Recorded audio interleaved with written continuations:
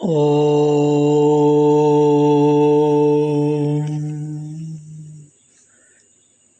The last and the final chapter of the Maharshi Patanjali's Yoga Darshanam, Patanjali Yoga Sutra, is the Kaivalya Pada. The name itself suggests it is the Kaivalyam, absolute freedom. It is. Kaivalyam is absolute freedom. And as we have seen in all the 3 chapters, all the 3 padas till now, Maharshi Patanjali exclusively, intensely and specifically, systematically unfolds the beautiful philosophy of yoga, the wonderful science of yoga, and elaborates on the various subtle dimensions of the entire human personality, not only at the physical level, but also at the psychological, more deeper, the emotional levels and the intellectual levels, and still exposes ourselves to really our self, what we are, and what are all the various layers, what are all the various play combinations, permutations, and the fine, wonderful mechanisms which are underlying, as we say, a game of the vrittis, the play of the chitta vrittis, and the samskaras, the tendencies, the temptations, the desires, and their connections, expressions with the entire world outside. When we say the world outside, the world, the environment, out of the mind and the body complex, just away from the body, the physical frame of ourself, just outside the skin, and relationships, communications, and transactions with the whole world. And when we say the whole world, it is not just the world of the human beings. Entire Srishti, complete creation. And even when we say creation, not only the living, even with the non-living, the matter, the stones, the materials, and the entire world of the plants, the plant kingdom, the entire animal kingdom, everything. And Maharshi Patanjali beautifully weaves a web of connection, and has elaborated that the entire connection cannot be broken, and the whole science of yoga is to recognize that oneness in all apparently visible, invisible world of beings. And that Purusha Sthitihi which we have, which we are really, and the back of the Chitta, and that exposure, that manifestation, that abhivyakti, that avyakta becomes vyakta once the play of the vrittis of the Chitta calms down and the speed is reduced, and finally the vrittis gets disappeared. Chitta vritti nirodha. As we have a standard example, a calm sheet of water in a pond, we can easily see our own face. But if there is slight disturbance in the water, the face is invisible, disturbed. That which was seen when it was not disturbed, that cannot be seen when it is disturbed, even though it is there in the front. And that is the science of yoga. The underlying principle is, the goal is the chitta vritti nirodha. And the fourth pada, absolute freedom from the vrittis, absolute freedom from the samskaras, absolute freedom from the vasanas, and absolute freedom, let us say, even from the siddhis, which we have seen in the third chapter. The first pada is the main teaching on the samadhi pada, and the second is the means, the sadhana, to it were set out, and the third were listed various forms of knowledge and the power, which are side effects of the performance of the yoga methods. Samyama, the combined processes of the dharana, dhyana and samadhi, that samyak darshanam which comes out, and what are all the various siddhis which are the side effects.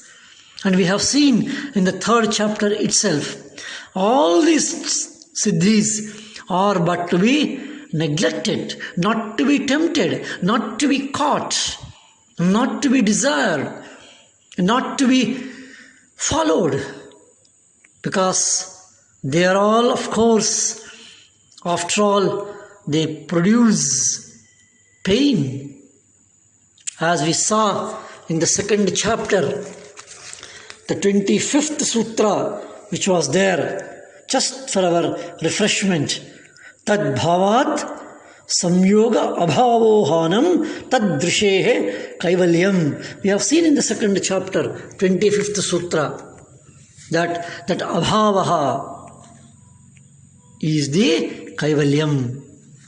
And from this indifference even to the vibhutis, not to be concerned, and even to give up that, unconcerned, vairagya of the siddhis, third chapter, 50th sutra, just for our reminder, tad vairagyadapi dosha bijakshaye kaivalyam. That is the dimension of the third chapter, which almost at the end, when all the vibhutis are to be given up. And then we have seen all the vasanas are to be cut, to be burnt. Jnanagni dagdha karmanam, in Bhagavad Gita, Bhagavan Sri Krishna says, all the actions which come out, project from the karmashaya, from the samskaras, from the vasanas, which are the driving force, which fuels the activity in the jnanendriyas and the karmendriyas. And that fuel is to be exhausted. Once the oil exhausts and of the fuel supply to the lamp is withdrawn, the lamp gets extinguished. That's how once the karmashaya is emptied, then the entire karmas get exhausted. That we have seen, vasana kshaya, samskaras kshaya. And this is how up to the third chapter Maharshi Patanjali brings it. And in the final and the last chapter in this particular Kaivalya Pada, there are very small number of sutras, 34. And these 34 sutras seems to be disjointed, unconnected, but these sutras explain and seems to be what are all the left out points, or what are all the essential points, what are all the connecting points, what are all the hidden points, what are the underlying dimensions of all the sutras till now we have studied, and finally pushes us into the state of the Kaivalya. The first sutra of the 4th chapter is all the other means of siddhi, how siddhis can be achieved, what are all the ways of the siddhis. 2nd and 3rd chapter talks about the prakriti and the consciousness, the material cause, the instrumental cause, the cause and effect relationships. 4th and 5th sutra gives how the yogi creates many bodies. He can create many bodies. He can express himself as many. The 6th and 7th sutras talk about the karma and its effects. 8th to the 11th sutras are about the samskaras, the karma theory. 12 to 14, the 3 sutras talk about the trigunas, the manifestation of the sattva, rajas, tamo gunas, and the concept of the time, kaladharanam, and its relationships with the trigunas. And the 15th to the 21 sutras is a very critical functioning of the mind, the karma, the creation, and the various connections. 26th to the 22nd to the 26th sutra talks about the yogic view of the mind and the consciousness and its relationship and the theory of reflection. 27 and the 28th sutra talks about the distractions in the dhyana, in the meditation. 29 and 32, 29 to 32. The 4 sutras talk about the dharma megha samadhi, viveka khyati. And the 33rd sutra talks about the mind, the movements, the sensations, which we have already seen. Kshanakrama theory it is. And the last one is the definition and the experience of the Kaivalya.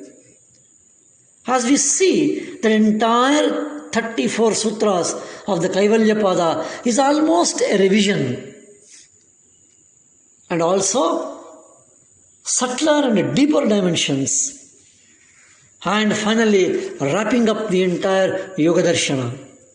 And that is how this particular chapter is one of the most important chapter, talks about the final experience, Kaivalyam, absolute freedom from everything it is.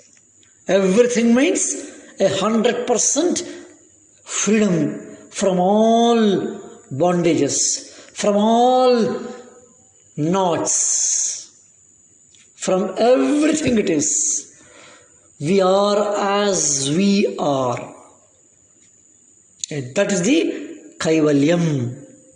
Let us see the beautiful exposition, the science and technology and elaboration, and how Maharshi Patanjali unfolds the Kaivalya to all of us.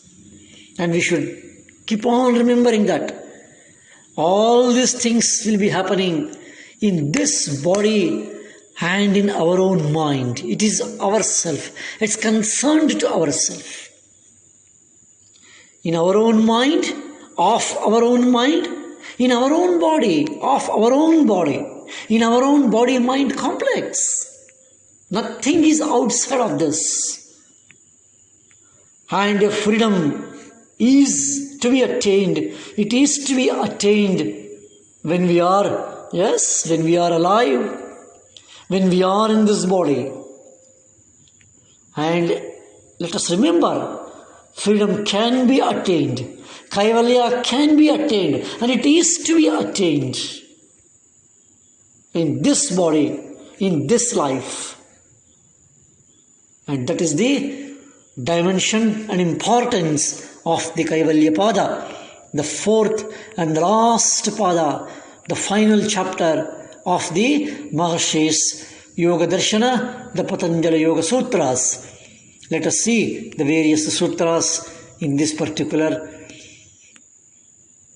chapter and the Pada. Om Shanti Shanti Shanti.